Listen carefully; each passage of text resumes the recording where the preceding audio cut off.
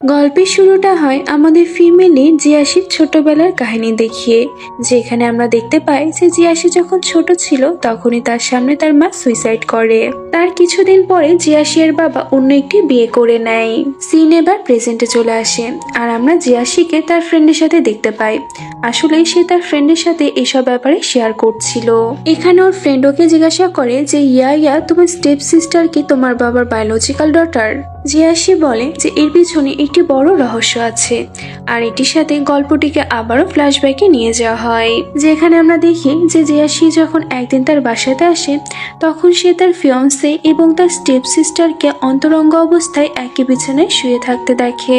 ইয়া জিয়াসিকে দেখে বলে যে আমরা দুজনে ইচ্ছে করে কিছু করিনি, তবে তুমি যেমনটা ভাবছো আমরা ঠিক সেটাই করেছি। এইটি শুনে তো জিয়াসি আর সহ্য করতে পারে না, তাই সে সেখানে অজ্ঞান হয়ে পড়ে যায়। পরবর্তীতে আমরা দেখি যে জিয়াসি যখন বেডের উপরে অজ্ঞান অবস্থায় শুয়েছিল তখনই ইয়া এসে তাকে বলতে থাকে যে তুমি রুয়ান ফ্যামিলির মেয়ে, কিন্তু আমিও তো এই ফ্যামিলি থেকে বিলং করি।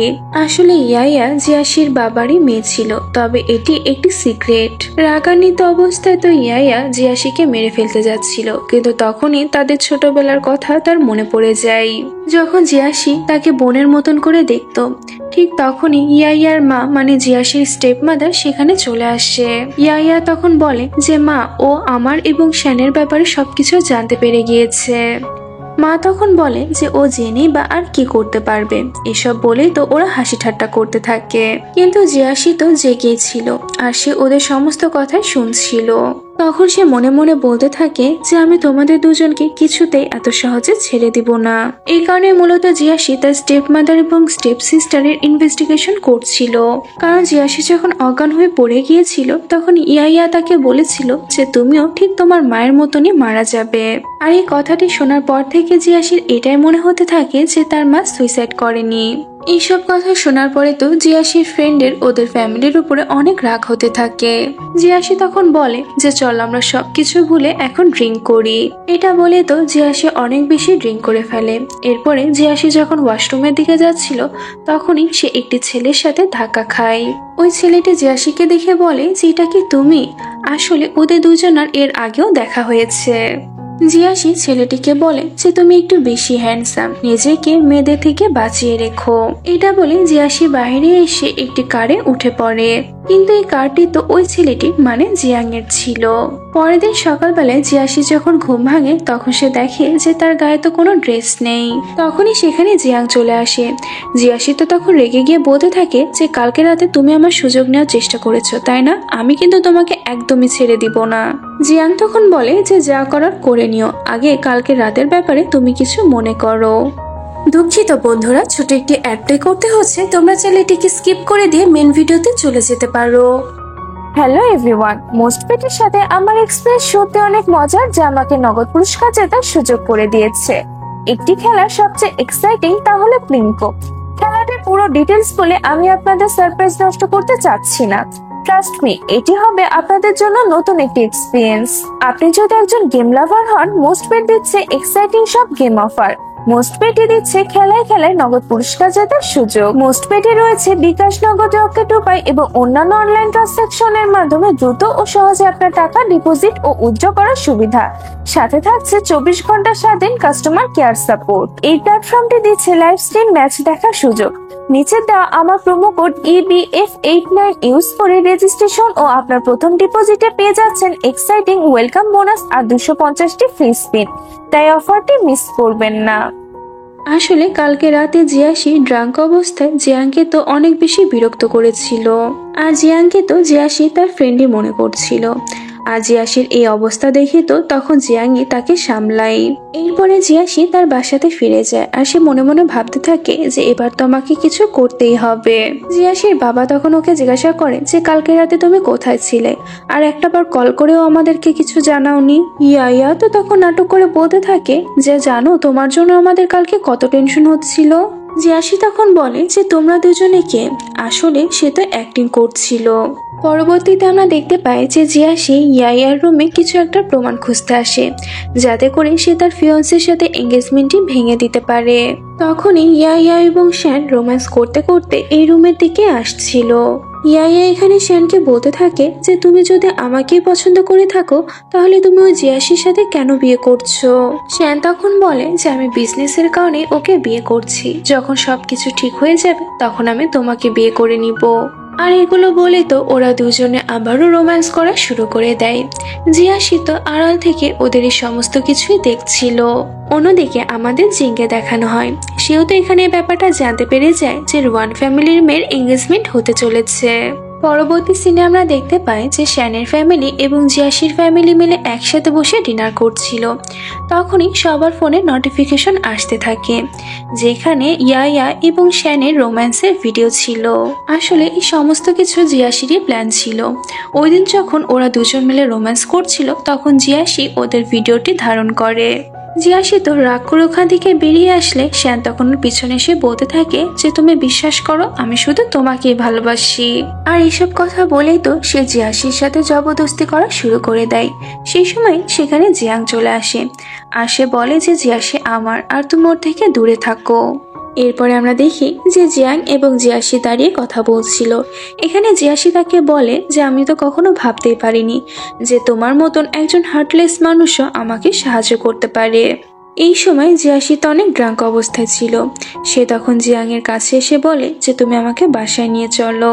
জিয়াং যখন জিয়াসিকে তার বাসাতে নিয়ে যায় তখন তো জিয়াসি অনেক ড্রাঙ্ক অবস্থায় ছিল। সে তো তখন বারবার জিয়াং এর ক্লোজে যেতে থাকে। আর এভাবে তো ওরা দুজন মিলে একে অপরের সাথে রাত কাটিয়ে ফেলে। পরের দিন সকালবেলায় তো জিয়াসি খারাপ স্বপ্ন দেখছিল, আর তখনই সে জিয়াংকে লাথি দিয়ে বেড থেকে নিচে ফেলে দেয়।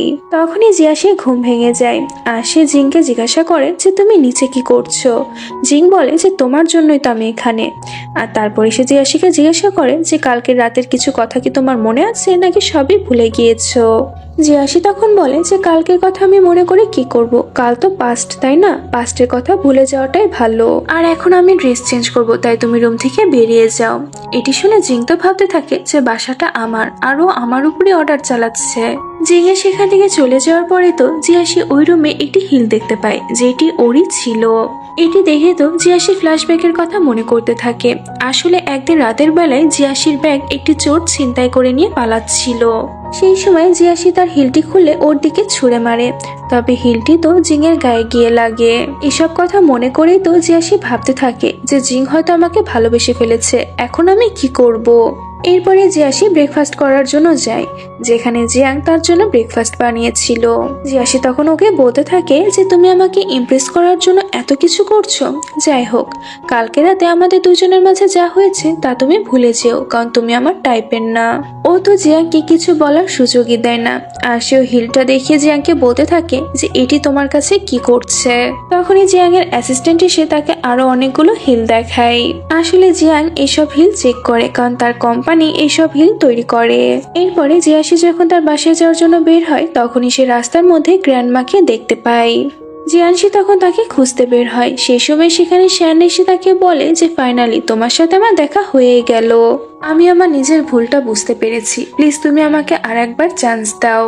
তখনই সেখানে জিয়াং এসে একটি নেকলেস দেখিয়ে বলতে থাকে যে তুমি কালকে রাতে আমার বেডরুমে এই নেকলেসটি ভুলে ফেলে এসেছো। জিয়াসি বলে যে এত ডিটেলসে বলার কি আছে। জিয়াং তখন শ্যানকে দেখে বলে যে তুমিও এখানে আছো, আর তুমি এভাবে টাইম পাস করা বন্ধ করে কোম্পানিতে মন দাও। আর এদিকে জিয়াসি তো ওই গ্র্যান্ডমার ব্যাপারে ভাবতে থাকে যে তার বাসাতে কাজ করতো। পরের দিন তো জিয়াসি আবারও এই সেম জায়গাতেই আসে গ্র্যান্ডমাকে খোঁজার জন্য, আর সে ভাবতে থাকে যে নিশ্চয়ই গ্র্যান্ডমা আমাদের ব্যাপারে কিছু জানে। তখনই গ্র্যান্ডমার সাথেও দেখা হয়ে যায়। গ্র্যান্ডমা ওকে বলতে থাকে যে আমার কাছে কোনো চয়েস ছিল না। আসলে গ্র্যান্ডমার ছেলে অনেক লোকের থেকে টাকা ধার করেছিল, আর এই টাকা পরিশোধ করতে জিয়াসির স্টেপ মাদার ফ্যাং তাকে অনেক সাহায্য করে। আর এর বদলে ফ্যাং গ্র্যান্ডমাকে অর্ডার করে যাতে সে জিয়াসির মায়ের ড্রিঙ্কসের মধ্যে নেশা জাতীয় দ্রব্য মিশিয়ে দেয়। আর এই ড্রিঙ্কসটি খাওয়ার পরে জিয়াসির মা তার হাজবেন্ডকে এবং ফ্যাংকে একই বেডে ইন্টিমেট অবস্থায় দেখতে পায়। আর নেশাগ্রস্ত থাকার কারণে তো জিয়াসির মা কিছু বুঝতে না পেরে উপর থেকে নিচে পড়ে যায়। এর মানে হচ্ছে এটাই যে জিয়াসির মাকে ইচ্ছে করে মারা হয়েছিল, আর যার পিছনে ফ্যাংয়েরই হাত রয়েছে। বাসায় ফিরে এসে তো জিয়াসি ফ্যাংকে জোরে একটি চড় মেরে দেয়। ফ্যাং তখন ইনোসেন্ট হওয়ার ভান করে বলতে থাকে যে আমি কি কিছু ভুল করেছি। জিয়াসি বলে যে তুমি কিছু ভুল করোনি, তাহলে তুমি আমার মাকে ফিরে নিয়ে এসে দাও। আমি জানতে পেরে গিয়েছি যে তুমি আমার মাকে ড্রাগস দিয়েছিলে। আমার মা নিজে থেকে সুইসাইড করেনি। ফ্র্যাঙ্ক তখন বলতে থাকে যে তুমি এসব কি বলছো। জিয়াসি বলতে থাকে যে এবার তো তুমি তোমার অ্যাক্টিং করা বন্ধ করো, কারণ আমার গ্র্যান্ডমার সাথে দেখা হয়েছিল। ইয়াইয়া তখন বলতে থাকে যে তুমি একজন মেয়েদের কথা শুনে আমার মাকে কিভাবে মারতে পারো। জিয়াসি বলে যে এটি তোমার মা, আমার না, আমি রুয়ান ফ্যামিলির মেয়ে। আর তুমি তো জিয়াও না, আসলে ও এখানে সারনেমের ব্যাপারে বলছিল। জিয়াসি এবার তার বাবাকে বলতে থাকে যে তুমি আমার মার সাথে এমনটা কিভাবে করতে পারো, সে তো তোমাকে অনেক ভালোবাসতো। বাবা তো তখন জিয়াসিকে চড় মেরে দেয়, আর জিয়াসি তো তখন মন খারাপ করে বাসা থেকে বেরিয়ে আসে। আর তারপরে সে ভাবতে থাকে যে আমার এই দুনিয়াতে কেউ নেই। তখনই সেখানে জিয়াং চলে আসে, আর সে জিয়াসিকে নিজের কারে বসিয়ে নেয়। তখন তো জিয়াসি কান্না করতে থাকে। জিয়াং তখন জিয়াসিকে একটি টয় দেয়, তারপরে সে জিয়াসির পায়ে ম্যাসাজ করতে থাকে, কারণ জিয়াসি তার পায়ে আঘাত পেয়েছিল। অন্যদিকে আমরা ইয়াইয়াকে দেখি, সে তার মাকে বলছিল যে আমি তোমাকে বলছিলাম না, জিয়াসি সবকিছু জানতে পেরে গিয়েছে। ফ্র্যাঙ্ক তো ইয়াইয়ার কথাতে পাত্তা দেয় না। সে তো জিয়াসির বাবাকে এক গ্লাস দুধ দেয়, আর তারপরে সে স্মাইল করতে থাকে। আর ওইদিকে আমরা জিয়াসিকে দেখি, জিং তো ওকে নিজের বাসাতে নিয়ে এসেছিল। জিয়াসি যখন শাওয়ার নিতে যায় তখন সে দেখে যে পানি ফুরিয়ে গিয়েছে। জিয়াসি তো তখন ওই অবস্থাতে নিচে চলে আসে। তখন জিং তাকে বলে যে তুমি এই অবস্থায় নিচে কেন আসলে। জিয়াসি তখন তাকে শাওয়ারের প্রবলেমের ব্যাপারে জানায়। আর এটা বলে জিয়াসি যখনই হাঁটতে যায় তখনই সে নিচে পড়ে যেতে যাচ্ছিল, কিন্তু তখনই জিয়াং এসে তাকে বাঁচিয়ে নেয়। আর এতে তো ওরা দুজনে একে অপরের অনেক ক্লোজ চলে আসে। জিয়াং তো সুযোগ বুঝে ওকে কিস করতে যাচ্ছিল, কিন্তু তখনই তো জিয়াসি টাওয়েলটি নিচে খুলে পড়ে যায়। আর এতে তো ওরা দুজনে একদম শকড হয়ে যায়। এরপরে আমরা দেখতে পাই যে রাতের বেলায় ওরা দুজনে যখন বসে ডিনার করছিল তখন জিয়াং ওকে বলে যে তুমি যতদিন চাও ততদিন তুমি এখানে থাকতে পারো। রাতের বেলায় তো জিয়াসি তার মায়ের স্বপ্ন দেখে ঘুম ভেঙে যায়, এজন্য সে বাইরে আসে। জিয়াং তো তখন কাজ করছিল। জিয়াসি একটি বই দেখতে পায়। তখন সে জিয়াংকে জিজ্ঞাসা করে যে আমি কি বইটা নিতে পারি। জিয়াং বলে যে তোমার যা ইচ্ছা তুমি তাই নিতে পারো। এর সাথে তো জিয়াং ওকে কোম্পানিতে যাওয়ার ব্যাপারেও বলে। পরের দিন আমরা দেখতে পাই যে জিং জিয়াসিকে নিয়ে তার কোম্পানিতে যায়। এখানে ওদের দুজনকে একসাথে দেখে তো শ্যান অনেক জেলাস ফিল করতে থাকে। অফিসে তো জিয়াং জিয়াসিকে অনেক সাহায্য করতে থাকে এবং তাকে অনেক কাজও বুঝিয়ে দেয়। কিছুক্ষণ পরে আমরা দেখি যে জিয়াসিকে একা পেয়ে তো শ্যান তখন তার কাছে আসে আর তাকে বলতে থাকে যে প্লিজ তুমি আমাকে আর একটা সুযোগ দাও, কারণ তোমার বোনই তার ভালোবাসার জালে আমাকে ফাঁসিয়েছিল। সেই সময় সেখানে জিয়াং চলে আসে এবং সে শ্যানকে বলতে থাকে যে তুমি নিজের কাজে মনোযোগ দাও আর তুমি আমার গার্লফ্রেন্ডের থেকে দূরে থাকো। পরবর্তীতে আমরা দেখতে পাই যে জিয়াসি যখন কাজ করছিল তখন জিয়াং তো এক দৃষ্টিতে শুধু তার দিকে তাকিয়ে থাকে। জিয়াসি তখন বলে যে এই জিনিসটা আমি বুঝতে পারছি না, আমাকে কি একটু বুঝিয়ে দিবে। জিয়াং বলে যে আমি ব্যস্ত আছি, এখন পারবো না। জিয়াসি তখন বলে যে কিন্তু তুমি তো উল্টো করে বই পড়ছো। জিয়াং তখন বলে যে আসলে আমি ডিফারেন্ট টাইপের বই পড়ার চেষ্টা করছিলাম। রাতের বেলায় জিয়াসি যখন বাসায় ফিরছিল তখনই তার ব্যাগটি একটি ছেলের শার্টের সাথে আটকিয়ে যায়। ওই ছেলেটি তো তখন জিয়াসির হাত ধরে সেখান থেকে দৌড় মারতে থাকে, কারণ ওর পিছনে অনেকগুলো রিপোর্টার্স ছিল। ফায়া নামের মেয়ে তো তখন ওদের একটি ফটো তুলে নেয় আর সে ভাবতে থাকে যে এই মেয়েটিকে আমি কোথাও তো একটা দেখেছি। এদিকে জিয়াসি ওই ছেলেটাকে জিজ্ঞাসা করে যে তুমি কে। ইয়াং মানে এই ছেলেটি একটি সুপারস্টার ছিল। সে তখন জিয়াসিকে বলে যে তুমি আমাকে চেনো না। জিয়াসি বলে যে কেন, তোমাকে চেনা কি খুব প্রয়োজন নাকি। ইয়াং তো তখন তার ড্রামার ডায়লগগুলো জিয়াসির সামনে বলতে থাকে। ইয়াং তো ডান্সও করতে থাকে যাতে জিয়াসি তাকে চিনতে পারে, কিন্তু এসব কিছু তো জিয়াসির কাছে বিরক্ত লাগছিল। ইয়াং বলে যে তুমি কি সত্যি আমাকে চিনো না। জিয়াসি বলে যে না। এইসব কথা শুনে তো ইয়াং তখন ছোট বাচ্চাদের মতন কান্না করতে থাকে। এরপরে ওরা দুজন মিলে একসাথে বসে ড্রিঙ্কস করতে থাকে। জিয়াসি তখন বলে যে তুমি ওদের থেকে এই জন্যই পালিয়ে বেড়াচ্ছিলে কারণ তোমার ফ্রিডম চাই, তাই না। জিয়াসির এসব কথা শুনে তো ইয়াং এর ওকে অনেক বেশি ভালো লেগে যায়। পরবর্তীতে আমরা দেখতে পাই যে জিয়াং যখন বাসে ফিরে আসে তখন সে দেখে যে জিয়াসি তো আজকেও ড্রিঙ্ক করেছে। জিয়াসি তো এখানে জিয়াংকে দেখে তার ফ্রেন্ড মনে করে বক বক করা শুরু করে দেয়। জিয়াং তখন জিয়াসিকে কোলে তুলে তার রুম পর্যন্ত নিয়ে যায়, কিন্তু জিয়াসি তো জিয়াং এর প্রাইভেট পার্টে জোরে হিট করে দেয়। জিয়াং তো ব্যথায় ভাবতে থাকে যে আজকাল তো কারোর উপকার করাও যায় না। অন্যদিকে আমরা শ্যানকে দেখতে পাই, সে তো তার মায়ের সাথে ডিসকাস করছিল যে আমি জিয়াসির কি করব, ও তো আমাকে একদমই পাত্তা দিচ্ছে না।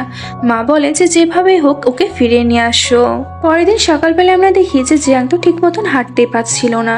জিয়াশি তখন বলে যে তুমি এভাবে কেন হাঁটছো? জিয়াং তখন বলে যে সবই তো তোমার জন্য।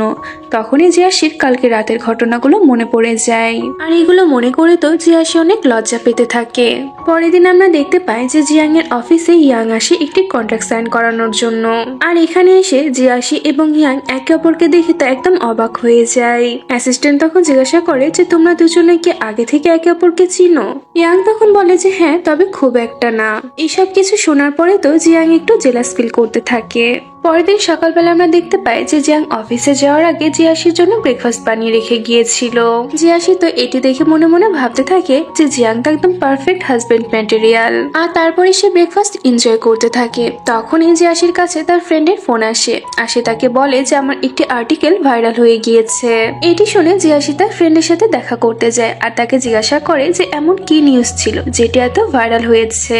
ফাই তখন তাকে বলে যে আসলে আমি সুপারস্টার ইয়াং এর পিছু করছিলাম, আর তখনই আমি ওর সাথে ও সিক্রেট গার্লফ্রেন্ডের একটি ছবি তুলে ফেলি। এটি বলে তো ফাই ওই ছবিটি জিয়াশিকে দেখায়। জিয়াশি তখন ওকে জিজ্ঞাসা করে যে এই মেয়েটিকে কি চেনা পরিচিত মনে হচ্ছে না? আসলে ওইটা তো জিয়াশি ছিল। ফাই তখন বলে যে মনে তো হচ্ছে, কিন্তু আমি এরকম কোনো সেলিব্রিটিকে হয়তো চিনি না। কিন্তু যখনই সে জিয়াশির দিকে মনোযোগ সহকারে তাকায় তখনই তো সে বুঝতে পেরে যায় যে এটি তো আমার বেস্ট ফ্রেন্ড জিয়াশি। ফাই তখন জিয়াশির উপর রাগ দেখিয়ে বলতে থাকে যে একটি ছেলে তো আমার পছন্দ হয়েছিল, আমি ওর পিছনে পড়েছিলাম শুধুমাত্র একটা বার ওর সাথে কথা বলার জন্য, আর দেখো তুমি ওর গার্লফ্রেন্ড হয়ে বসে আছো। কিন্তু জিয়াশি তো বলে যে এরকম কিছুই না যেমনটা তুমি মনে করছো। অন্যদিকে আমরা ফাঁকে দেখি সে ফোনে একজনকে বলছিল যে ওকেও ওর মার মতন করে দূরে সরিয়ে দাও। ফোন কাট করার পরে ফাং ভাবতে থাকে যে জিয়াশি যদি সবকিছু জানতেও পেরে যায় তারপরে ও কিছুই করতে পারবে না। আর এদিকে ফায়ের সাথে জিয়াশি বাইরের রাস্তায় ছিল। ফাই তখন বলে যে তুমি এখানে দাঁড়াও, আমি আমার স্কুটিটা নিয়ে আসছি। জিয়াশি তখন সেখানে দাঁড়িয়ে ফায়ের অপেক্ষা করতে থাকে, আর তখন একটি গাড়ি এসে জিয়াশিকে কিডন্যাপ করে নিয়ে যায়। ফাই ফিরে এসে দেখে যে জিয়াশি তো নাই, কিন্তু তার পার্সটি নিচে পড়ে আছে। এটি দেখে ও বুঝতে পেরে যায় যে কিছু তো একটা অবশ্যই হয়েছে। ফাই তো তখনই জিয়াংকে ফোন দিয়ে সবকিছু জানিয়ে দেয়, আর এগুলো শোনার পরে তো জিয়াং তাড়াতাড়ি জিয়াশিকে খুঁজতে বেরিয়ে পড়ে। তখনই জিয়াং এর অ্যাসিস্ট্যান্ট তাকে জিয়াশির লোকেশনটাও সেন্ড করে দেয়। আর ওইদিকে আমরা জিয়াশিকে দেখি তাকে যারা কিডন্যাপ করেছিল তাদের বস্তার লোকদেরকে বলছিল যে এই মেয়েটিকে সেন্ড করতে হবে, আর তার আগ পর্যন্ত এই মেয়েটির জন্য কিছু না হয়। এটি বলে বস যখন ওয়াশরুমে চলে যায় তখনই দুটি লোক জিয়াশির সাথে জবরদস্তি করতে থাকে। তখনই সেখানে জিয়াং চলে এসে ওই দুটি লোককে সরিয়ে দিয়ে বলে যে আমার গার্লফ্রেন্ডের থেকে দূরে থাকো। একটি লোক তখন পিছন থেকে জিয়াং এর মাথাতে হিট করে দেয়। ওই অবস্থাতেই তো জিয়াং ওদেরকে মেরে একদম সোজা করে দেয়, কিন্তু কিছুক্ষণ পরে জিয়াং অজ্ঞান হয়ে পড়ে যায়। এটি দেখে তো জিয়াশি অনেক ইমোশনাল হয়ে যায়। তারপরে আমরা দেখি যে ওরা দুজনে যেমন তেমন ভাবে বাসাতে ফিরে এসেছিল, কিন্তু জিয়াং এর এখন পর্যন্ত জ্ঞান ফিরেনি। জিয়াশি তো তখন কান্না করে বলতে থাকে যে তুমি এত বোকা কেন? তুমি জানো ওই কাজটা তোমার জন্য কতটা রিস্কি হতে পারতো? এটি বলে জিয়াশি কান্না করতে থাকে। আর এদিকে আমরা দেখি যে জিয়াং তো জেগে ছিল, আসলে সে অ্যাক্টিং করছিল এটি দেখার জন্য যে জিয়াশি আদৌ তাকে পছন্দ করে কিনা। জিয়াশি যখন রুম থেকে চলে যায় তখন তো জিয়াং উঠে মজা করে স্ন্যাক্স খেতে থাকে, আর ওদিকে জিয়াশি ঘুমিয়ে পড়েছিল। ঘুমের মধ্যে তখন সে জিয়াংকে নিয়ে খারাপ স্বপ্ন দেখে। এটি দেখার পরে তো জিয়াশি জিয়াং এর জন্য চিন্তা হয়, তাই সে ওকে দেখার জন্য রুমে যায়। জিয়াং তো ওকে দেখে একদম শকড হয়ে যায়, আর ওর মুখ থেকে খাবারগুলো বেরিয়ে আসে। জিয়াশি তো তখন ওর উপরে রাগ করে সেখান থেকে চলে যায়। পরের দিন সকালবেলা আমরা দেখি যে ব্রেকফাস্ট টেবিলে জিয়াশি ওকে জিজ্ঞাসা করে যে আমাকে বোকা বানিয়ে তুমি কি পেলে? জিয়াং বলে যে আমি তো শুধুমাত্র তোমাকে টিচ করছিলাম। এটি শুনে জিয়াশি তো রাগ করে বাইরে বেরিয়ে যেতে যায়, আর সে জিয়াংকেও তার পিছনে আসতে মানা করে। জিয়াশি যখন বাইরে যায় তখন জিয়াং তো তার পিছনে চলে আসে। জিয়াশি তখন ইমোশনাল হয়ে জিয়াংকে জড়িয়ে ধরে বলে যে প্রমিস করো তুমি আমাকে আর কোনোদিন মিথ্যা বলবে না।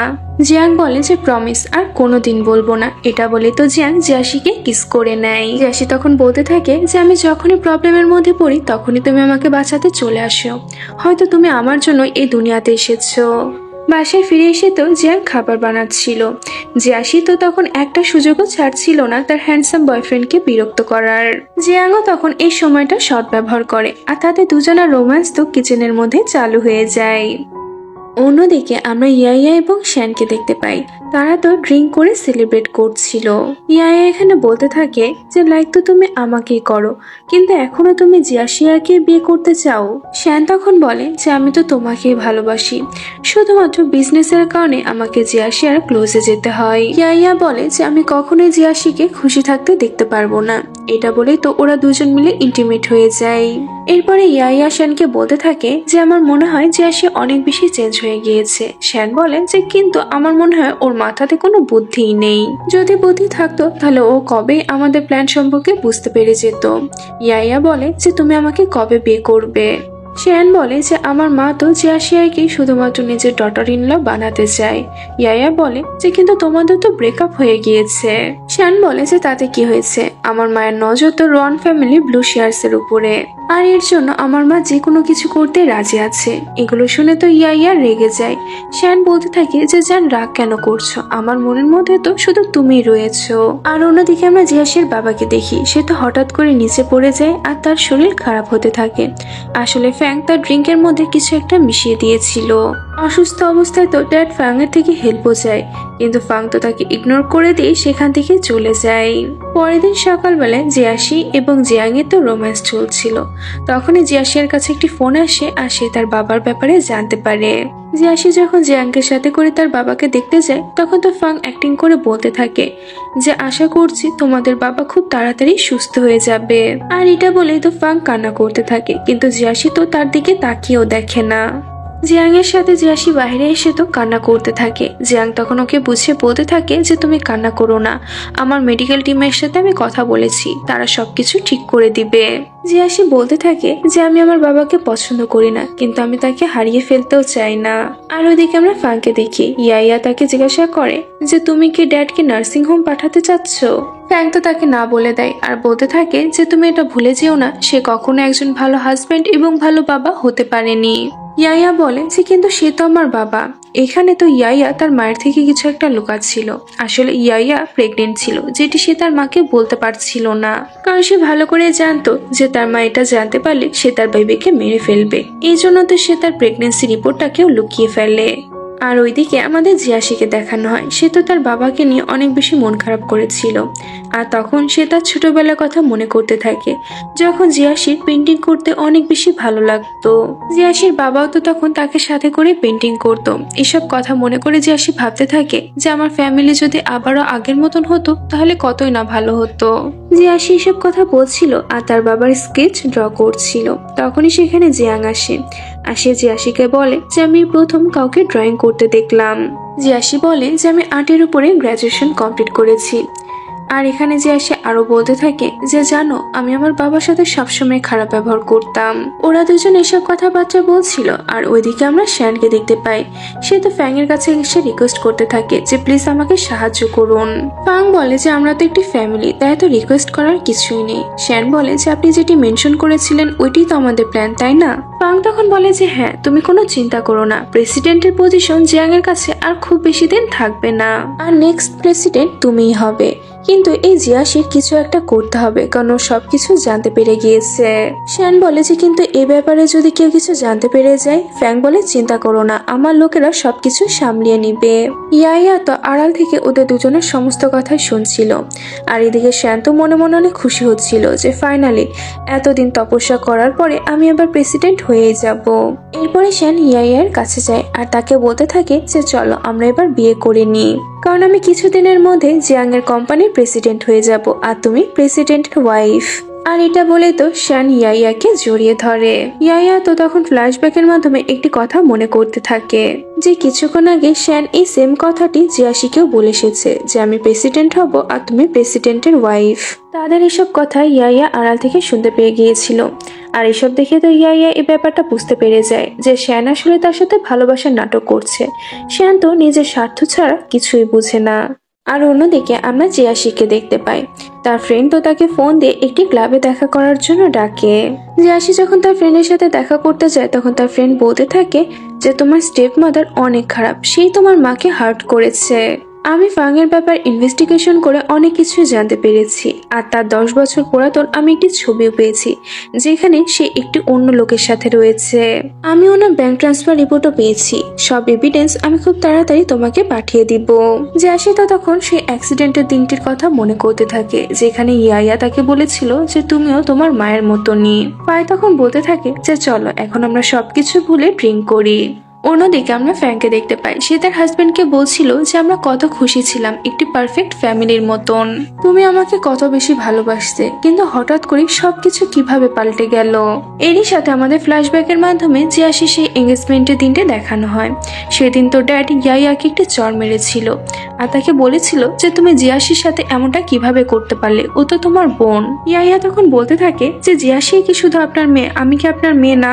ড্যাড তখন বলে যে আমার তোমার মতন এত শেমলেস মেয়ের কোনো প্রয়োজন নেই। ফাং বলে যে ওটা তো ভুল বোঝাবুঝিও হতে পারে, কিন্তু ড্যাড তো তখন ফাংকে কথা শোনাতে থাকে আর বলতে থাকে যে তোমার তো আমার মেয়ের লাইফটাকে নষ্ট করে দিয়ে অনেক মজা লাগছে তাই না? এবার যদি জিয়াশির সাথে আর কিছু ঘটে তাহলে কিন্তু আমি তোমাদের দুজনকে ছেড়ে দিব না। প্রেজেন্টে আমরা দেখি যে ফ্যাং বলতে থাকে যে জিয়াশি এবং তার মা মিলে তোমাকে আমার থেকে কেড়ে নিয়েছিল, আর আমি এটা কিভাবে দেখতে পারতাম বলো? আর এই জন্য মূলত ফাং জিয়াশির মাকে মেরে ফেলেছিল। ফাং বলতে থাকে যে কিন্তু তুমিও তো আমাকে কিছুই দিলে না, কিন্তু তুমি চিন্তা করো না, আমি রোয়ান গ্রুপ এবং সমস্ত প্রপার্টিকে ম্যানেজ করে নিতে পারবো। কিন্তু এই সব কিছুর জন্য আমাকে আবার ব্লেম করতে এসো না, কারণ তুমি এসব করতে আমাকে বাধ্য করেছো।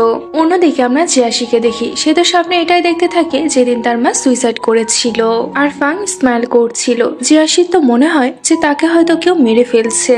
তখনই জিয়াশির ঘুম ভেঙে যায় আর সে তো অনেক বেশি ভয় পেয়েছিল আর ভাবতে থাকে যে আমার সাথে এগুলো কেন হচ্ছে। জিয়াশি তো তখন তার ছোটবেলার কথাগুলো মনে করতে থাকে যখন সে তার ফ্যামিলির সাথে অনেক সুন্দর সময় কাটাতো। পরের দিন জিয়াশি তার বাবার অফিসে যায়, কিন্তু সেখানে গিয়ে তো সে ফাংকে প্রেসিডেন্টের চেয়ারে বসে থাকতে দেখে।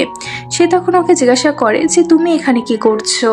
ফাং তখন বলে যে তোমার বাবা তো এখন অসুস্থ, তাই তার বদলে তো এখন কোম্পানিটাকে আমাকেই সামলাতে হবে, আর এছাড়াও তোমার বাবা এই কোম্পানিটি আমার নামে লিখে দিয়েছে। জিয়াশি তখন বলে যে এটা কখনোই সম্ভব না, রোয়ান গ্রুপে তোমার মতন মানুষের কোনো প্রয়োজন নেই, তাই তুমি এখান থেকে বেরিয়ে যাও। ফাং তো তখন তাকে পাওয়ার অফ অ্যাটর্নি পেপারটি দেখায় আর বলে যদি বিশ্বাস না হয় তাহলে এটা দেখে নাও। এটি দেখে তো জিয়াশি একদম অবাক হয়ে যায় আর ভাবতে থাকে যে বাবা এরকম কাজ কিভাবে করতে পারে। ফাং তখন বলতে থাকে যে আমার মনে হয় তোমার বাবার ইচ্ছাটাকে তোমার মেনে নেওয়াই উচিত। জিয়াশি বলে যে আমি কি মানবো আর না মানবো সেটা তোমাকে বলতে হবে না। ফাং বলে যে ঠিক আছে, বোর্ড অফ ডিরেক্টর মিটিং এ তুমি চলে এসো। ফাং তখন মনে মনে ভাবতে থাকে যে এবার আর তুমি আমার কিছুই করতে পারবে না, কারণ তুমি তো জানোই না এই পর্যন্ত আসার জন্য আমাকে কতটা কষ্ট করতে হয়েছে। জিয়াশি তো এসব কিছু দেখে মন খারাপ করে গার্ডেনে আসে। তখনই একটি কিউট টেডি জিয়াশির কাছে এসে তাকে এন্টারটেইন করার চেষ্টা করতে থাকে। টেডি তো জিয়াশিকে খুশি করার জন্য ডান্স করতে থাকে। টেডির এই ডান্স দেখে সেখানে থাকা সবাই ইমপ্রেস হয়ে যায়, এমনকি জিয়াশিও স্মাইল করতে থাকে। আর তখনই আমরা দেখতে পাই যে এই টেডি তো আর কেউ ছিল না, বরং ইয়াং ছিল। ইয়াংও তো জিয়াশির কোম্পানির ব্যাপারে জানতে পেরে গিয়েছিল। ইয়াং তো জিয়াশিকে খুশি করার জন্য তখন তাকে একটি টয়ও গিফট করে, যেটি দেখে তো জিয়াশি অনেক খুশি হয়ে যায়। সেই সময় জিয়াশির কাছে জিয়াং এর ফোন আসে আর সে তাকে বলে যে কোথায় আছো তুমি, আমি কি তোমাকে পিক করার জন্য আসবো? জিয়াশি বলে যে চিন্তা করো না, আমি একাই চলে আসতে পারবো। অ্যাসিস্ট্যান্ট তখন বলতে থাকে যে বস আপনার লাভ রাইফেল অনেক বেশি স্মার্ট। এটি শুনে জিয়াং তো তখন তার কার থেকে বাইরের দিকে লক্ষ্য করে আর দেখে যে জিয়াশি ইয়াং এর সাথে অনেক মজা করছে। এগুলো দেখে তো জিয়াং অনেক বেশি রেগে যায় আর সে মনে মনে বলতে থাকে যে শুধুমাত্র আমার জন্য তোমার কাছে কোনো সময় নেই। পরবর্তী সিনে আমরা দেখতে পাই যে জিয়াং যখন বাসায় যায় তখন সে দেখে যে জিয়াশি তো তার জন্য ডিনার রেডি করেছে। জিয়াশি তাকে বলে যে আমি আজকে সবকিছু তোমার পছন্দ মতন বানিয়েছি। এইসব কিছু দেখার পরেও তো জিয়াং এর মনটা খারাপ ছিল। জিয়াশি তখন বলে যে কোম্পানির কারণে কি তোমার মনটা খারাপ? জিয়াং তো তখন মনে করতে থাকে যে কিভাবে জিয়াশি এবং ইয়াং একে অপরের সাথে হাসাহাসি করছিল। জিয়াশি তোকে খুশি করার জন্য জোকস শোনাতে থাকে আর বলে যে প্লিজ তুমি আপসেট হয়ে থেকো না। এরপরে জিয়াং যখন রুমে যায় তখন সে একটি ডকুমেন্টস দেখতে পায় যার মাধ্যমে সে জানতে পেরে যায় যে জিয়াশি অ্যাব্রোডে পড়াশোনা করতে যেতে চলেছে। জিয়াং তো জিয়াশির উপরে রাগ দেখিয়ে বলতে থাকে, যদি আমি এটা দেখে না ফেলতাম তাহলে তো আমি এ ব্যাপারে জানতেই পারতাম না। জিয়াশি বলে যে কিন্তু এটা তো অনেক আগেরকার কথা। জিয়াং বলতে থাকে যে তুমি তোমার ফিউচারের পরিকল্পনা করছো, কিন্তু তার মধ্যে আমি কোথাও নেই।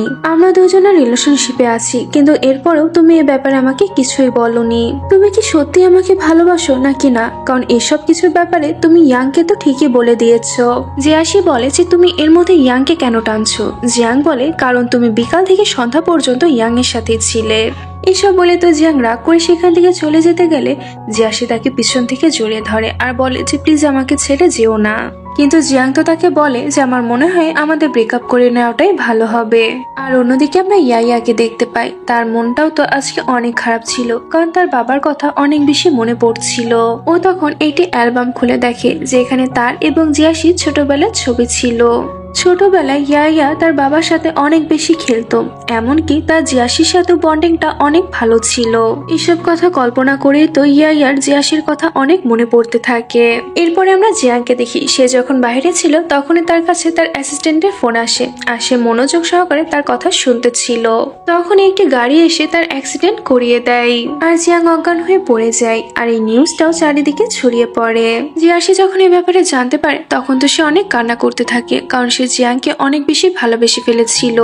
জিয়াশি তখন কল্পনা করতে থাকে যে যখন তার সাথে জিয়াং এর ফার্স্ট দেখা হয়েছিল তখন তো সে এক দৃষ্টিতে জিয়াং এর দিকে তাকিয়েছিল। জিয়াশি তো জিয়াং এর সাথে কাটানো মোমেন্ট গুলো মনে করতে থাকে, যে যখনই জিয়াশি কোনো প্রবলেমে পড়তো তখনই তাকে হেল্প করার জন্য জিয়াং চলে আসতো। কিন্তু আজকে জিয়াশির কাছে জিয়াং ছিল না। আর ওইদিকে জিয়াশির বাবাকে তো কেউ একজন মারতে আসে। তখনই জিয়াশির কাছে একটি ফোন আসে আর তাকে জানানো হয় যে কোম্পানির প্রেসিডেন্ট চেঞ্জ হতে চলেছে। জিয়াশি তখন তার ফ্রেন্ড ফায়ের সাথে দেখা করতে যায়। ফায়ে তো ফাংয়ের বিরুদ্ধে ইনভেস্টিগেশন করে কিছু প্রমাণ পায়, যেগুলো সে জিয়াশিকে দেখায় আর তাকে বলতে থাকে যে এগুলো 10 বছর পুরনো কথা, আমি জানি না এগুলো তোমার কাজে আসবে কিনা। জিয়াশি বলে যে আমি ফাংকে আমার বাবার পজিশনটা কোনোভাবেই দিতে পারবো না, আমি যা করতে পারবো আমি সেটুকুই করার চেষ্টা করব। অন্যদিকে আমরা ফ্যাংকে দেখতে পাই, সে তো কোম্পানিতে মিটিং করছিল। এখানে সে সবাইকে বলতে থাকে যে আজকে আমার মনটা অনেক খারাপ, আমার হাজবেন্ডের না থাকার কারণে এখন আমাকে সবকিছু সামলাতে হচ্ছে। আজকে আমি 2টি অ্যানাউন্সমেন্ট করতে চাই। প্রথমটি হচ্ছে যে রোয়ান গ্রুপের প্রেসিডেন্ট শ্যান হবে, আর দ্বিতীয়টি হচ্ছে যে আমি কোম্পানিটিকে হ্যান্ডেল করতে চলেছি। এতে কারো কোনো প্রবলেম নেই তো? কারোরই তো এই ডিসিশন পছন্দ হয় না, কিন্তু কেউ তো সাহস করে কিছু বলতে পারছিল না। শেন তো অ্যাজ এ প্রেসিডেন্ট তার স্পিচ দিতে থাকে, যেখানে সে বলে যে ফাং আমার উপরে এত ট্রাস্ট করে আমাকে পজিশনটা দিয়েছে তার জন্য তাকে ধন্যবাদ, আমি আমার বেস্ট দেওয়ারই ট্রাই করব। তখনই সেখানে জিয়াশি এসে বলতে থাকে যে এখানে এসব কি চলছে। শ্যান তো ওকে দেখে ভাবতে থাকে যে নিশ্চয়ই ও গোলমাল পাকানোর জন্যই এসেছে। ফ্যাং ওকে বলে যে ভালোই হয়েছে তুমি চলে এসেছো। জিয়াশি বলে যে আমাকে তো আসতেই হতো, কারণ এই কোম্পানির চেয়ারম্যান আমার বাবা, তবে আমি খালি হাতে আসিনি, সাথে কিছু প্রমাণও নিয়ে এসেছি। জিয়াশি তখন সবার উদ্দেশ্যে বলতে থাকে যে আমি রোয়ান গ্রুপের চেয়ারম্যানের মেয়ে, আর ফ্যাং যে চেয়ারম্যান হিসেবে নিজেকে দাবি করছে সে শুধুমাত্র আমার বাবাকে বিয়ে করেছে এই পজিশনটা নেওয়ার জন্য। ফাং বলে যে এইসব তুমি কি বলছো? জিয়াশি বলে যে আমি এমনি এমনি কিছু বলছি না, আমার কাছে প্রমাণও আছে, এর সাথে কিছু ফটো আছে, আর এই এভিডেন্স গুলো যথেষ্ট সবকিছু প্রমাণ করার জন্য। আর তুমি তো প্ল্যান করে আমার মায়ের ড্রিঙ্কস এর মধ্যে ড্রাগস মিশিয়ে দিয়েছিলে, যার কারণে তো আমার মা বিল্ডিং থেকে পড়ে গিয়ে মারা যায়। ফাং তখন বলতে থাকে যে এসব ফালতু কথা বলে আমাদের সময় নষ্ট করা তুমি বন্ধ করো। তখনই জিয়াং এসে সবাইকে জানায় যে এই প্রুফগুলোকে পুলিশকে দেওয়ার জন্য যথেষ্ট না। জিয়াং এর সাথে তো জিয়াশির বাবাও ছিল, আর এটি দেখে তো ফাং এবং শ্যান একদম শকড হয়ে যায়। ফ্ল্যাশব্যাকের মাধ্যমে আমরা দেখতে পাই যে ড্যাড যখন নিচে পড়ে গিয়েছিল তখন সে ফাং এর থেকে হেল্প চায়, কিন্তু তখনই ফাং লক্ষ্য করে যে ড্যাডের পাশে তার এক্স ওয়াইফের পিকচার রয়েছে। এই জন্যই ফাং তাকে সাহায্য না করে বলতে থাকে যে যেসব জিনিস তোমার সাথে হচ্ছে এগুলোর জন্য তুমি নিজেই দায়ী। প্রেজেন্টে ড্যাড এসব কথাই ভাবছিল। জিয়াং তো তখন সবাইকে একটি ভিডিও দেখায় আর বলে যে আমার মনে হয় এই প্রুফটাই ইনাফ। তখন তো সবাই ওই ভিডিওটি দেখতে থাকে, আর এই ভিডিওর মাধ্যমে তো ওদের সত্যটা সবার সামনে চলে আসে। শ্যান তখন বলতে থাকে যে আমি কিছু করিনি, সবকিছুর পিছনে তো ফাংয়েরই হাত রয়েছে। ফ্যাং পাগলামি করে বলতে থাকে যে আমি এইভাবে সবার কাছে হেরে যেতে পারি না। জিয়াশি ওর বাবার কাছে গিয়ে মাপ চাইতে থাকে আর বলতে থাকে যে আমি ছোটবেলা থেকে তোমাকে ভুল বুঝে এতগুলো কথা শুনিয়ে এসেছি। ড্যাড তখন বলে যে তুমি আমার থেকে মাফ চেও না, কারণ এর পিছনে তোমার কোনো দোষ নেই। এরপরে আমরা দেখি যে ফাংকে তো পুলিশ গ্রেফতার করে নিয়েছিল, আর এদিকে জিয়াশির ড্যাড তো অনেক বেশি রিগ্রেট করতে থাকে এবং সে তার ফার্স্ট ওয়াইফের কথা অনেক মনে করতে থাকে। ড্যাড মনে করতে থাকে যখন তার সাথে তার ফার্স্ট ওয়াইফের প্রথম দেখা হয়েছিল তখন সে প্রথম দেখাতেই তাকে পছন্দ করে ফেলেছিল, আর পরবর্তীতে তারা দুজনে বিয়ে করে নিয়েছিল। জিয়াশি তো তার বাবাকে দেখে জিয়াংকে বলতে থাকে যে বাবা আমার মায়ের থেকে বেশি ফ্যাংকে বিশ্বাস করেছিল, আর সে নিজের লোভের জন্য আমার বাবাকে এত হার্ট করলো। কিন্তু এখন দেখো, এখন সবকিছুই কেমন পাল্টে গিয়েছে। জিয়াং তখন জিয়াশিকে সামনে বলতে থাকে যে ভালোবাসার মানুষটির কথা সারা জীবন মনে রেখে বেঁচে থাকাটাকেও ভালোবাসায় বলে। জিয়াশি তখন ওকে জিজ্ঞাসা করে যে আচ্ছা তুমি শ্যান এবং ফাং এর প্ল্যানের ব্যাপারে কিভাবে জানতে পারলে। তখনই আমাদের একটি ফ্ল্যাশব্যাকের সিন দেখানো হয়, আর আমরা দেখি যে জিয়াং যেদিন জিয়াশির উপরে রাগ করে বাইরে বেরিয়ে গিয়েছিল তখনই তার কাছে অ্যাসিস্ট্যান্টের ফোন আসে, আর সে তাকে জানায় যে আপনি স্টেশনের রাস্তাতে যাবেন না, কারণ ওখানে আপনাকে অ্যাক্সিডেন্ট করানোর প্ল্যান করা হয়েছে। আর তখনই কার্টি জিয়াংকে হিট করতে আসে, তবে জিয়াং তো আগে থেকে অজ্ঞান হয়ে নিচে পড়েছিল। সেই সময় গাড়ি থেকে একটি লোক নেমে জিয়াংকে চেক করতে গেলে জিয়াং তো তাকে ধরে ফেলে, আর সে ওই লোকটিকে এমন ভাবে বাধ্য করে যাতে করে ওই লোকটি ফ্যাংকে ফোন দিয়ে বলে দেয় যে আমি জিয়াং এর অ্যাক্সিডেন্ট করে দিয়েছি। আর পরবর্তীতে একটি লোক যখন জিয়াশির বাবাকে মেরে ফেলতে যায় তখনই সেখানে জিয়াং এসে ওই লোকটিকে ধরে ফেলে, আর ওই লোকটিকে দিয়েও জিয়াং ফ্যাংকে এটাই বলায় যে সে জিয়াশির বাবাকে মেরে ফেলেছে। জিয়াং এটি এই কারণে করেছিল যাতে ফ্যাং এর কাছে মনে হয় যে তার সমস্ত রাস্তা ক্লিয়ার হয়ে গিয়েছে, আর এবার সে কোম্পানিটিকে টেক ওভার করতে পারবে। অন্যদিকে ইয়াইয়া যে প্রেগনেন্ট ছিল সে বাসা ছেড়ে দিয়েছিল, কারণ ও অনেক বেশি রিগ্রেট ফিল করছিল।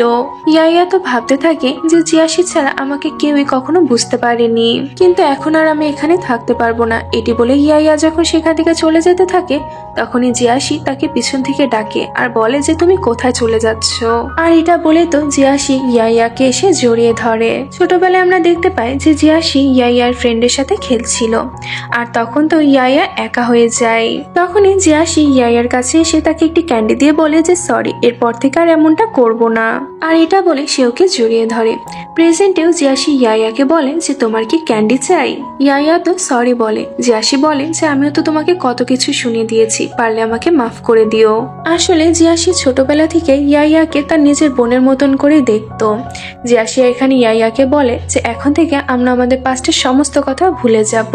জিয়াশি ইয়াইয়াকে তার সাথে বাসায় যেতে বলে, কিন্তু ইয়াইয়া বলে যে আমি যাব না, আমি সবকিছু এখন নিজের মতন করে শুরু করতে চাই। পরবর্তীতে আমরা দেখতে পাই যে জিয়াশি অ্যাব্রোডে স্টাডি করার জন্য যেতে চলেছিল। জিয়াশির ফ্রেন্ড তাকে এসে বলে যে এটা করা কি খুব জরুরি, আর তুমি কি জিয়াং এর সাথে এই ব্যাপারে কথা বলেছো? জিয়াশি বলে যে না, তবে ও যদি আমার সাথে যেত তাহলে অনেক ভালো হতো। ফায়দা তখন জিয়াশিকে জড়িয়ে ধরে বলতে থাকে যে তুমি কিন্তু আমাকে ভুলে যেও না। ওইদিকে জিয়াংও জানতো যে জিয়াশি অ্যাব্রোডে চলে যেতে চলেছে। এরপরে আমরা 1 বছর পরে দেখি যে জিয়াশি তো তার অ্যাব্রোডের স্টাডি কমপ্লিট করে চায়নাতে ফিরে আসে, আর সে ভাবতে থাকে যে জিয়াং এর হয়তো এখন আর আমার কথা মনেও নেই। ও তো আমাকে অনেক করে বলতো যে ও আমাকে কখনোই ভুলে যাবে না, কিন্তু গত 1 বছরে ও আমাকে কোনো কল বা মেসেজও করেনি। তখনই জিয়াং এসে বলতে থাকে যে মিস জিয়াশি তুমি ফিরে এসেছো, আমার মনে হয় তোমার এখন লিফটের প্রয়োজন।